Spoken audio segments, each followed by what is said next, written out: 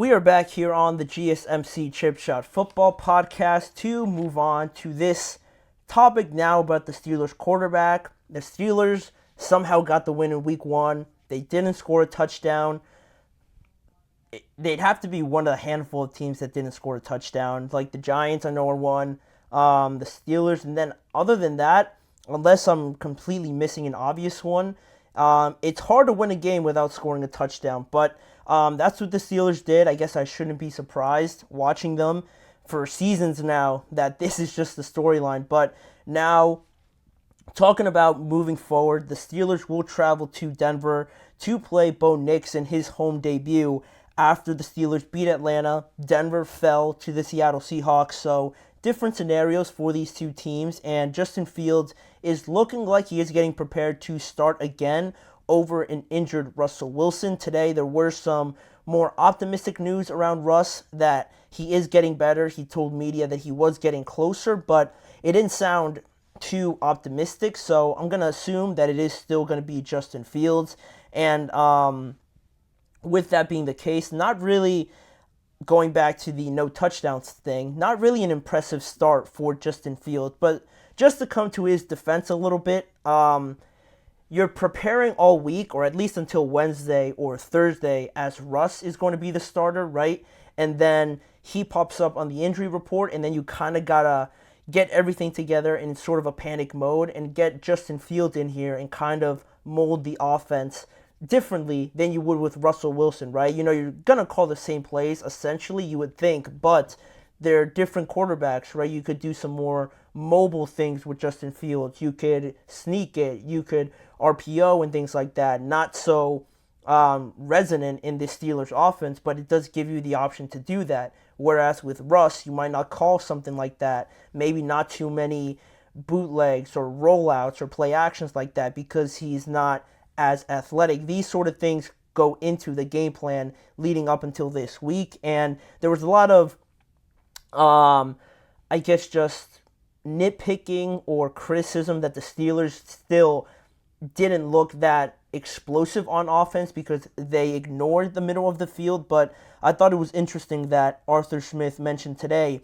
that they tried to avoid the middle of the field to not have Jesse Bates affect the game in any way possible, to limit, the time, with a limited time to adjust to the offense around Justin Fields. I think this makes sense, and it should change this week, right? I don't want them to be, afraid to throw it down the middle of the field, and I could kind of understand why, with a late switch there at quarterback, why you wouldn't want to risk anything with limited time there to adjust. So that makes sense, but I'm expecting more this week out of the Steelers and Justin Fields, and really overall, it's another great opportunity to, I think, really now get a good look of what we could have with Justin Fields, because you have a full week of practice knowing most likely that you're going to be the starter. We can get a good evaluation of what a whole week of practice looks like, hypothetically, if Russell Wilson wasn't there, a whole week of practice for Justin Fields, knowing that he is going to be the starter, but obviously knowing that Russ is still trying to get back and get better. This is a great opportunity for Justin Fields, not only for us to see him, but for himself to really nail down his case to be the starter. And last week, George Pickens was a big part of how Justin Fields went about his business, how successful the Steelers were overall. And now it could be a little bit different in Denver because George Pickens, A.J. Terrell, don't want to take anything away from him, great corner. But now we're talking about, I think, a different class here, right? We're talking about Pat Surtain. He's probably going to follow George everywhere that he goes, and arguably the best defensive back in the league. In my opinion, he is the best. He's getting paid like it now, for sure. He's going to be on your best receiver. And not to diminish what George is capable of, I take George over any corner, being a fan, but it is different. You do acknowledge the fact that this is a little bit of a different matchup, different strategy, different approach if you're Justin Fields as well in regards to where you can throw the ball around Pat Surtain. George can catch the ball, it seems like, anywhere, but Patrick is going to give him probably the biggest challenge he's seen in his career, right? Overall for George Pickens. And George was actually asked about, his matchup with Pat Surtain this upcoming weekend, and he said the following. He said, just be myself. To be honest, I went up against Pat Surtain in college, so a lot of this stuff isn't new to me. He's just a good player, just like a lot of the other players in here. There's good players. I'm a good player. There's a lot of good players around the league. And going back to what George Pickens mentioned in college, when George was at Alabama and when Pat was at, I messed that up. George was at Georgia and Pat Surtain was at Alabama. I think it was 2020 or 2021, either one of those years. In that previous matchup, Surtain allowed 2 receptions for 21 yards on 4 targets in a 41-24 win for Alabama over Georgia. So, he played pretty well on George in that game. Obviously, been a long time now. Both of them are tremendously better.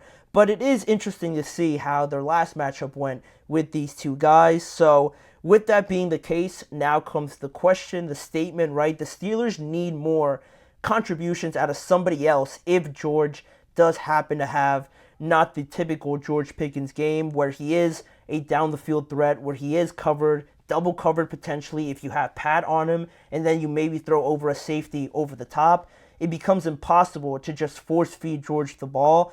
Not to say that you can't throw it to him. Maybe they scheme him open, put him in the slot or something like that, but you're going to need something else regardless. If you want to be considered a good team, a good offense, be an efficient offense, you need somebody else to step up. And in the game against Atlanta, the next receiver to have the most receptions outside of George was Pat Freiermuth. And all the other receivers, interestingly enough, combined, all the other receivers had 7 receptions combined to Pat's 4 and George Pickens' 8. So, that says a lot that most of these guys were only getting receptions once, twice, or at most 3 times in that game for Van Jefferson, Calvin Austin, and guys like that.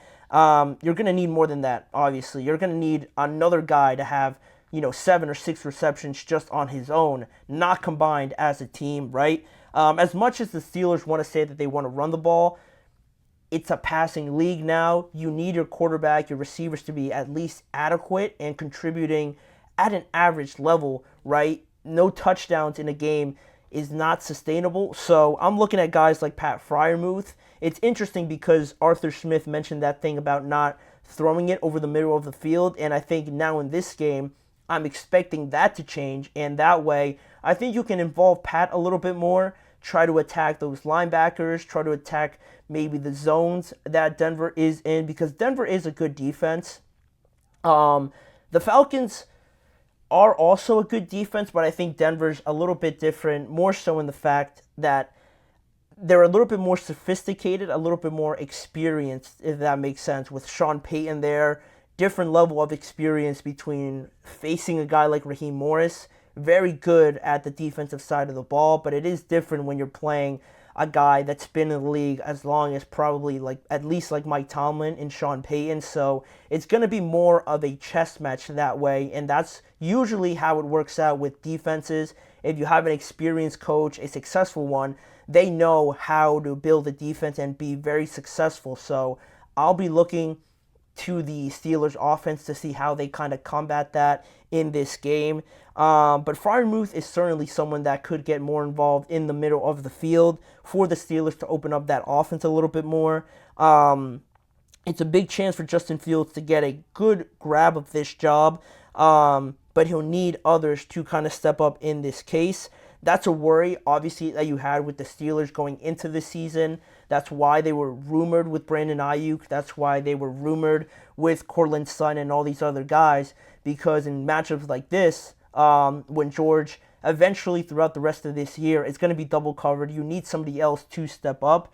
And it is interesting mentioning this topic about Justin Fields and how this could be a great opportunity for him, and how, with Russell potentially coming back soon, if Justin doesn't take advantage of this opportunity, what does that mean for him in this quarterback battle that we have going on? And that's where ESPN's Jeremy Fowler mentioned the following regarding Russell Wilson. He said, "The belief is that Wilson will get the job once he returns from his calf injury. Pittsburgh believes Wilson's command of the offense is stronger, and it seems like only an explosive performance from Fields can change the trajectory." So it's giving more of a reason why Justin Fields has a lot riding on this game, not just to get the win, obviously, and they're never going to play up the fact that this is a quarterback battle that they want to be starting. Obviously, they want to be starting, but they don't want to mention how they have to perform very well to kind of win that job, right? If that makes sense. So with this report, with Justin, doing the job last week, getting the job done, but really not blowing everybody away, this is another great opportunity now to take a good hold of that passing wise, because I think running, we all kind of know what Justin is, what he brings in that regard. But passing wise, I want to see some throws over the middle. I want to see more of a command from Justin, more timing, more rhythmic throws with this team, not just deep shots down the field, because that's also not sustainable. I want to see some sort of methodical aspect to this offense, and a lot of that will come through Arthur Smith, so hopefully that all works itself out. I'm anticipating Freiermuth to get involved a little bit more, run heavy. A already run heavy offense should benefit Justin Fields even more in play actions, rollouts, and things like that. It should help the wide receivers too. Also, if Denver is getting killed in the running game, they're gonna bring more bodies down near the box, near the line of scrimmage, and it'll give these receivers more of a one-on-one opportunity, for George on Patrick if you want to test that out. It'll all work itself out if we get a good overall performance from this offense, right? There's a lot riding on Justin. Obviously, you need touchdowns. Too much to ask for your defense, as good as they are. You can't just not score touchdowns and expect your defense to bail you out, basically. So it's a lot in just this game on how that matchup will go with George and Patrick, how that offense will be affected, how Justin Fields will be affected. All of that are going to be sort of, test marks, little tests, little quizzes as we go on through that game on how Justin evolves through that. And I think if he gets a win here, and again, playing better than he did last week, who knows where this quarterback job will go going forward. If they still think it's Russ, I think it'll be a lot tougher if the Steelers are 2-0 to go back to him. But, we'll see on that. That's sort of an overview of what the Steelers have facing them this week in week 2. But now we will move on to some more topics that I wanted to bring up, just thinking about these segments. We're going to look at a bunch of 0-1 teams in this next segment, a bunch of 0-1 teams that are playing each other, and we're just going to basically go through those games and decide which one of these teams needs the win more and needs to go to at least 1-1, and the effects of what could be going 0-2 this early in the season. That is coming up, as well as later on, giving my picks for some of the week 2 games as well this weekend. A couple more segments coming up in today's show. We'll be right back.